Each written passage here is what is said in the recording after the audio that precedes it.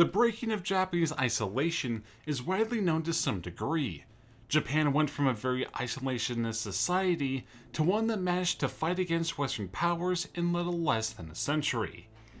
However, Japan wasn't the only nation at the time that had its isolationism broken. A neighbor to its east bore the brunt of multiple invasions in an attempt to break its isolation. In this episode, we'll be talking about the American expedition to Korea.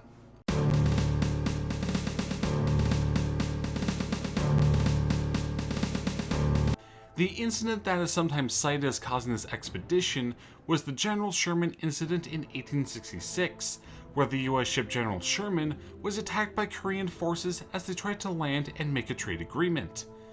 However, these forces in the region were to support an American diplomatic mission sent to establish trade and political relations with the peninsular nation, and to establish a treaty assuring aid for shipwreck survivors if such a thing were to occur. The Americans informed the Koreans that they intended to explore the area and meant no harm.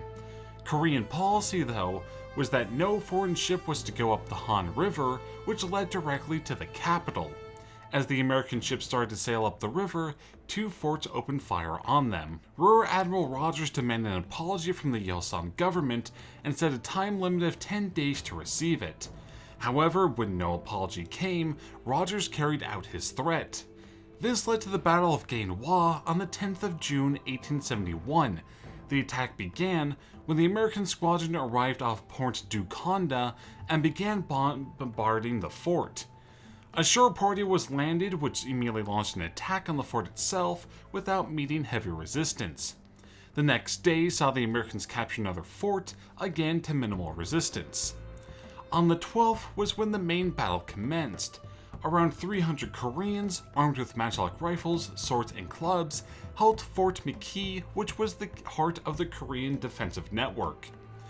The Americans under Lieutenant Hugh McKee gradually climbed over the fort walls and engaged in hand-to-hand combat with the Koreans.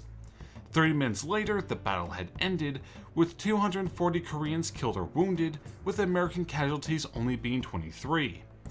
The Americans tried to use some of the men they captured to negotiate with the government, but they refused to negotiate, and after a month of weighing off anchor in Korean territory, the Asiatic squadron left for China. Instead of having this altercation break Korean neutrality, Regent Hunisan Dowen instead further tightened the nation's isolationism, issuing a proclamation that forbid appeasement of foreigners. It wouldn't be until 1876, when Japanese warships threatened to fire upon the capital, that the Korean government opened up the nation to some degree, issuing treaties of friendship and trade to the Japanese, Europeans, and Americans. In 1882, a Korean-American Treaty of Friendship was signed, which granted the US favored nation status in trade, among some other things. The treaty would stay in place until the Japanese annexation of the nation in 1910.